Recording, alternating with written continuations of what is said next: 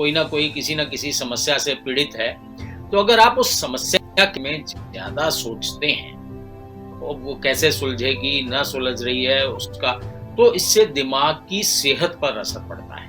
ये खराब मानसिक स्थिति को नहीं इसको कहा जाता, इससे ये तो उससे भी बड़ी समस्या है, उस स्टडी में आई है। अगर दिमाग का ब्रेन ब्रेक कंट्रोल से बाहर हो गया है, तो ये रेड अलर्ट है कि ये डिप्रेशन और एंजाइटी के कारण कुछ और होता है, लेकिन इसके कॉन्सिक्वेंसेस उससे भी भयावह हो सकते हैं।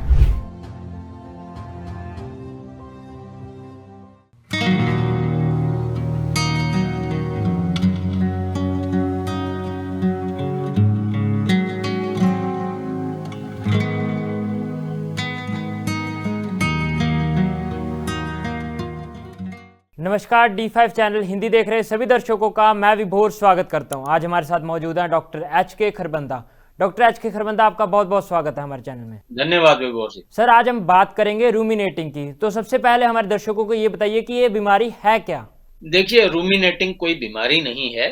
ये जो हमारे समस्या है, आज की दिन लगभग हर कोई ना कोई किसी ना किसी समस्या से पीड़ित है। तो अगर आप उस समस्या में ज़्यादा सोचते हैं, और वो कैसे सुलझेगी, ना सुलझ रही है उसका, तो इससे दिमाग की सेहत पर असर पड़ता है। इसे चिंता का मकड़जाल कहते हैं। अगर आप बहुत ज़्यादा अपनी समस्याओं के बारे में सोचेंगे, तो बेसिकली दिल पे ले लेना। अगर आपकी किसी से कहा-सुनी होगी, बातें आप दिल पे ले लेते हो, और जब आप जवाब देना चाहते थे, तब आप दे नहीं पाए। जैसे सपोज़ कोई आपका प्रोफ़ेसर है, उसने कुछ कह दिया, तो आप प्रोफ़ेसर को अपशब्द तो कह नहीं सकते, तो अपने दिल को अपने पी गए अंदर, गुस्से को और नाराज़गी को अपने अंदर पी गए, अपने आप को बताया नहीं। लेकिन फिर पूरी शाम घर पे घंटों उन्हीं बातों के बारे में सोचते रहे जो आप कहना चाहते थे और कह नहीं पाए, और फिर आपको लगता है कि आप कहाँ गलत थे, ये क्यों हो गया, और फिर लाख कोशिशों के बाद भी आप इन विचारों को रोक नहीं पाते। तो इस चिंता के मकड़जाल को रूमिनेटिंग कहते हैं, और ये बड़ा सीरियस मैटर है। आप देखिए, चिंता तो सभी को होती है, और जिंदगी में ऐसे कहीं ना कहीं रोजमर्रा की जिंदगी में ऐसे वाकये रोज ही होते हैं। तो शिकार मेरा ख्याल शायद ही कोई ऐसा होगा जो बचा होगा। ये अमेरिका में एक स्टडी हुई है ताज़ी, उसके हिसाब से ये खराब मानसिक स्थिति को नहीं इसको कहा जाता, इससे ये तो उससे भी बड़ी समस्या है, उस स्टडी में आई है। तो उसे कहा जाता है कि बहुत बड़ी समस्या है। अगर दिमाग का ब्रेन ब्रेक कंट्रोल से बाहर हो गया है, तो ये रेड अलर्ट है। अगर आप अपने सोच को अपनी कंट्रोल में नहीं रख सकते, तो ये रेड अलर्ट है। इसके बारे में सीरियसली सोचना चाहिए, और होम्योपैथी या म्यूजिक का सहारा लेना चाहिए। ये स्टडी में आया है कि आप खुद इन विचारों से बाहर नहीं निकल सकते, लेकिन अगर आप अपना ध्यान डाइवर्ट कर लेते हैं, तभी इसमें मेडिटेशन की बहुत ज़्यादा इसका रोल है।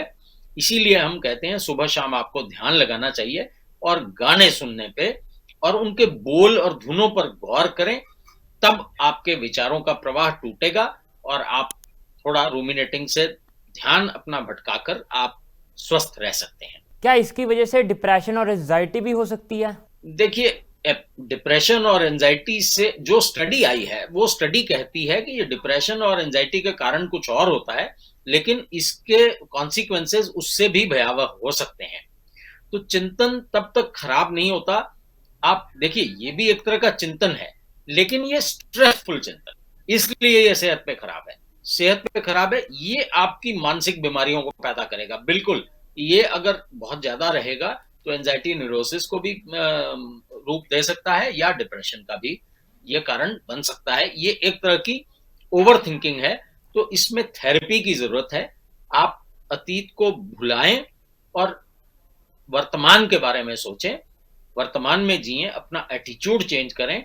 और अगर आपको कोई स्ट्रेसफुल कारण है, तो उस कारण की, जैसे होम्योपैथी में हमारे पास इग्नेशिया नाम की दवाई है, जो बहुत ही अच्छी इस स्टेजेस में काम करती है। हमारे पास इग्नेशिया है, हमारे पास नेट्रम्यूर है। ऐसी कारगर दवाइयां हैं जो बिल्कुल से इन स्थितियों का असर न्यूट्रलाइज कर देती हैं। क्या फोन भी कारण हो सकता है इस बीमारी का होने का? देखिए, फ़ोन तो इसका कारण नहीं है, बेसिकली इसका कारण यही है कि आपका जब अपनी थॉट प्रोसेस पे कंट्रोल खत्म हो जाए, बेसिकली ये है। तो फ़ोन अगर आप सोशल मीडिया पे चलते हैं, बहुत ज़्यादा आप स्टोरीज़ देखते हैं, बहुत ज़्यादा आप उसी में उलझे रहते हैं पूरा दिन और साथ में आपको कोई बात भी हो जाती है। तो ये दोनों मिला के तो फैक्टर हो सकते हैं, डेफ़िनेटली हो सकते हैं, ऐसा नहीं है कि नहीं हो सकते। हमारी जी। बॉडी पे इसका क्या इफेक्ट पड़ता है? देखिए, ये हमारी पूरी बॉडी को हमारा माइंड ही गवर्न करता है। तो अगर माइंड में असर हो गया तो बॉडी तो अपने आप गई। तो ये हमारे मानसिक बीमारियों को रिजल्ट देगा। इसलिए ये मानसिक अगर बीमारियां आती हैं तो शरीर तो अपने आप शिथिलता आएगी, शरीर में कमजोरी आएगी, बड़े सारे इश्यूज आएंगे, मसल मलेज आएगा, शरीर सारा दर्द रहेगा, काम करने का दिल नहीं करेगा, आपकी प्रोडक्टिविटी प्रभावित होगी, तो सारी दिनचर्या, रोजाना की दिनचर्या प्रभावित होगी। इस बीमारी से बचने के लिए क्या कर सकते हैं हम? बिल्कुल म्यूजिक का सहारा लीजिए, मेडिटेशन कीजिए, ईश्वर में विश्वास रखिए, अपना एटीट्यूड पॉजिटिव कीजिए, अपने आप को जैसे देखिए भगवान कृष्ण ने अर्जुन को यही कहा था, सर्वधर्मानि परित्यज्य मामेकम शरणम व्रज, कि सभी अपने धर्मों का त्याग करके मेरी शरण में आ जा, बाकी मैं अपने आप देख लूंगा। तो इसी तरह इंसान को चाहिए, हम तो कर्तव्य कर सकते हैं, फल तो हमारी प्रावधान से बाहर है, तो फल की इच्छा किए बिना अपना कर्म किए जाए और जो भी रिजल्ट मिले उसमें संतुष्ट रहें, कंटेंटमेंट अपने आप में रखें। ये नहीं है कि काम करना छोड़ दें, काम अपना सततता से करें, लेकिन कंटेंटमेंट रखें और ईश्वर में विश्वास रखें, खुद में विश्वास रखें और म्यूजिक का, मेडिटेशन का और पॉजिटिव थिंकिंग का साथ, तो आप डेफिनेटली इससे। मेडिटेशन करने का कोई स्पेसिफिक समय रखना चाहिए या फिर कितनी देर हम मेडिटेशन कर सकते हैं अमूमन? देखिए, मेडिटेशन की नहीं जाती, हो जाती है, फिर भी प्रयास तो जब तक प्रयास तो करना पड़ता है। तो शास्त्रों में तो अमृत काल बोला गया है। अमृत काल सुबह 3 से लेकर सुबह 7 बजे तक 4 घंटे का समय होता है। उस वक़्त लोग एक दूसरे को डिस्टर्ब नहीं करते, घर पे कोई गेस्ट नहीं होते, तो आप ध्यान लगा सकते हैं। देखिए, मेडिटेशन का मतलब होता है brain with zero thought, which is nearly impossible, वो ईश्वर का ही काम है, वो तो ईश्वर ही कर सकते हैं। तो उसके नियरेस्ट हम आ जाएं, हम किसी भी एक चीज में अपना ध्यान लगाएं, भगवान में ध्यान लगाएं, सबसे बढ़िया चीज है। और उस वक्त फोन और डोर बेल्स बंद करें और सिर्फ इस तरफ ध्यान रखें। 3-4 घंटे का आपके पास समय है, तो आप उसमें जब कंफर्टेबल समझें, नहा धो के पूजा के वस्त्र पहन के। किन चीजों का परहेज रखना चाहिए इसमें? देखिए, इसमें तो एटीट्यूड ही ठीक करना है अपने आप को। आपने इसमें जैसे ही आप अपना एटीट्यूड ठीक करेंगे, सब कुछ ठीक हो जाएगा। आपका थॉट प्रोसेस ठीक होना चाहिए। आपको बिना बात के समस्या सुलझाने के बजाय उस पे सोचते रहना, ये है आपकी बीमारी। तो समस्याएं सुलझाने की कोशिश करना चाहिए और कोशिश करने के लिए अपने मित्रों, तभी मित्रों की जरूरत होती है।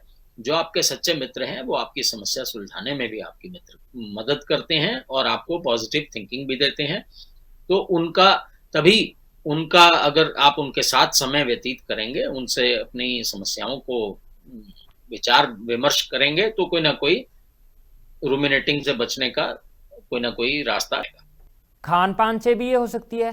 देखिए विभोर जी, जो ये स्टडी, अगर मैं स्टडी की बात करूं तो उसमें खान पान की बात नहीं की गई है। इसमें सिर्फ यही कहा गया है कि अगर आप बहुत ज़्यादा सोचते हैं और ओवर थिंकिंग करते हैं उन समस्याओं के बारे में जो आपको परेशान कर रही हैं, तो ये है। बाकी खान पान तो जितना, देखिए, सात्विक भोजन करेंगे तो डेफिनेटली अच्छे रहेंगे। अगर आप जैसे नॉन वेज खाएंगे या बहुत ज्यादा जंक फूड खाएंगे तो डेफिनेटली उससे हर चीज प्रभावित होती है। डॉक्टर HK खरबंदा, आप हमारे साथ जुड़े, आपका बहुत बहुत धन्यवाद। धन्यवाद विभोर जी। अगले एपिसोड में फिर हाजिर होंगे, तब तक के लिए नमस्कार।